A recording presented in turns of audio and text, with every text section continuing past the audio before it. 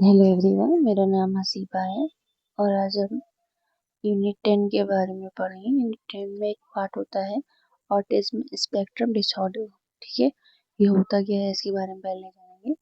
Autism spectrum disorder विभिन्न प्रकार की स्थितियों का एक समूह है इसकी प्रमुख विशेषताएं सामाजिक अंतःक्रिया, सोशल इंटरेक्शन और संचार कम्युनिकेशन में किसी न किसी स्तर में कठिनाई आती है।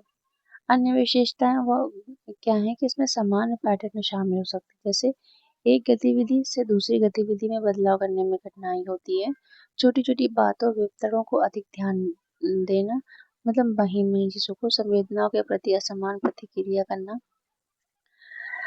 ऑटिज्म से संबंधित व्यक्तियों की क्षमताओं और आवश्यकताएं अलग अलग हो सकती हैं और समय समय के साथ ये परिवर्तन हो सकता है।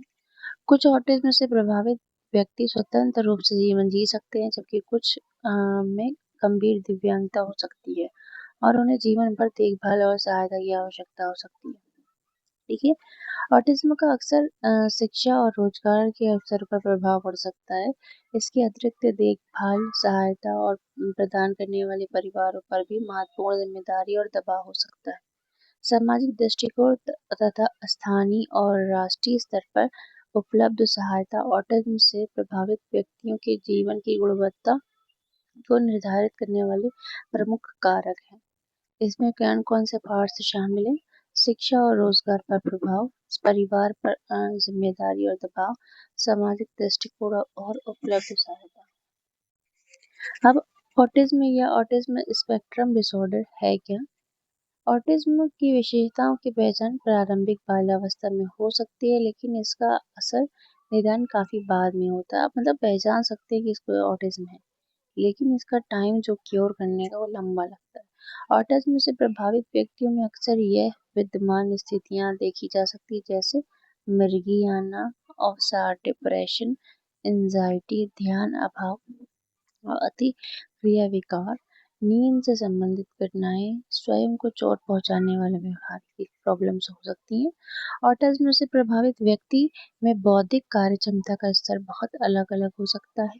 गंभीर बौद्धिक श्रेणी से लेकर उच्च श्रेष्ठ तक बौद्धिक क्षमताओं तक। ऑटिज्म ऑटिज्म सामाजिक अंतःक्रिया एवं संचार में कठिनाई, व्यवहार गतिविधियों में असमान पैटर्न, क्षमताओं एवं आवश्यकताओं में व्यापक विविधता। ठीक है, ऑटिज्म के कारण क्या क्या हो सकते हैं? उपलब्ध वैज्ञानिक प्रमाणों से पता चलता है कि कई कारक बच्चे में ऑटिज्म होने की संभावना को प्रभावित कर सकते हैं, जिसमें पर्यावरण और आनुवंशिक कारण शामिल है।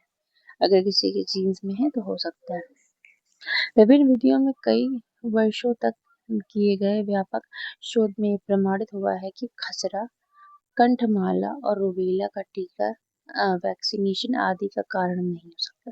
मतलब जो वैक्सीनेशन गवर्नमेंट कराती है उसकी वजह से ऑटिज्म नहीं होता है। ठीक है, जिन अध्ययनों में एमएमआर वैक्सीनेशन और ऑटिज्म के बीच संबंध का संकेत देने वाला माना गया है, उन्हें गंभीर शोध पद्धतिगत कमियां थी और कुछ लेखकों ने ऐसे ही अघोषित पक्षपात पाए गए हैं, जिनके साथ शोध निष्कर्षों को प्रभावित किया है। प्रमाण यह भी दर्शाते हैं कि अन्य बचपन में टीके ऑटिज्म के जोखिम को नहीं बढ़ाते। जो गवर्नमेंट वो लगवाती है, टीके लगवाती है, इससे ऑटिज्म नहीं होता। थायोमर्सिल जैसे परिचक एवं कुछ विशिष्ट निष्क्रिय टीकों में मौजूद एल्युमिनियम जैसे घटकों पर किए गए व्यापक शोध से निष्कर्ष निकला है कि ये घटक बचपन के टीकों में ऑटिज्म के जोखिम को नहीं बढ़ाते हैं। तो किसी ऑटिज्म का कारण क्या हो सकता है? आनुवंशिक और पर्यावरण। ठीक है, और उसके टीके से कोई लेना देना नहीं है। एमएमआर वैक्सीन ऑटिज्म का कारण नहीं है। शोध में कमियों और पक्षपात होने की वजह से कभी कभी ऐसा निकल के आ जाता है। ठीक है, तो ऑटिज्म के प्रकार कौन कौन से हैं 5 प्रकार के पाए जाते हैं। ACAPDR। ठीक है, classic autism, Asperger's, OPDA-NOS, restrictive disorder and Rett syndrome. ये तो सबसे पहले हम बात करते हैं क्लासिक ऑटिज्म या कानी ऑटिज्म, स्पर्जर सिंड्रोम, और थर्ड है व्यापक विकास विकार, और फोर्थ है बाल अवस्था विघटनकारी विकार, और फिफ्थ जो है वो रेड सिंड्रोम है। ऑटिज्म स्पेक्ट्रम डिसऑर्डर के लक्ष्यों और क्षमताओं की व्यापक विविधता पाई जाती है। ये अलग अलग प्रकार के हो सकते हैं। सबसे पहले बात करते हैं हम क्लासिक ऑटिज्म या कॉर्नेर का ऑटिज्म। कॉर्नेर सिंड्रोम की पहचान मनोचिकित्सक लियो कॉर्नेर ने 1943 में की थी। इन्होंने इसे शैशवकालीन ऑटिज्म के रूप में वर्णित किया। इसे क्लासिक ऑटिस्टिक डिसऑर्डर भी कहा जाता है। इसे एएसडी के अधिक गंभीर मामलों को ऑटिस्टिक डिसऑर्डर के रूप में वर्गीकृत किया गया है। तो सबसे पहले ये कब खोजा गया था इसके बारे में जानना होगा, और उसके बाद हमें ये जानना होगा कि इसकी विशेषताएं क्या क्या हैं।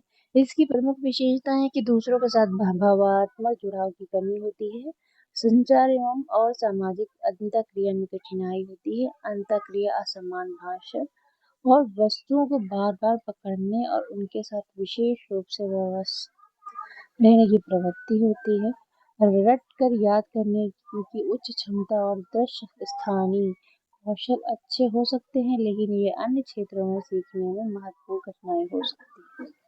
तो याद करना क्या है, इसको रिसर्च किसने किया? लियो कैनर ने। अब हम बात करते हैं स्पर्ज सिंड्रोम। स्पर्ज सिंड्रोम को ऑटिज्म स्पेक्ट्रम डिसऑर्डर 2013 में से पहले स्पर्ज सिंड्रोम शब्द काफी प्रचलित था।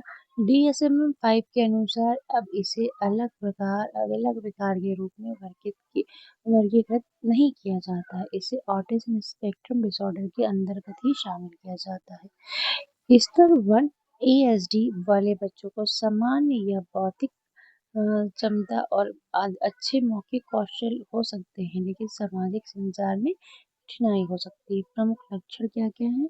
सोच और व्यवहार में लचीलापन कम होना, एक गतिविधि से दूसरी गतिविधियों में बदलाव में कठिनाई, कार्यकारिणी कार्यप्रणाली में कठिनाई, एक सपाट आवाज में बोलना, भावनाओं को बोलने के तरीके में व्यक्त करने की कठिनाई, स्कूल या घर के साथियों के साथ सामाजिक संपर्क में कठिनाई होती है इसमें।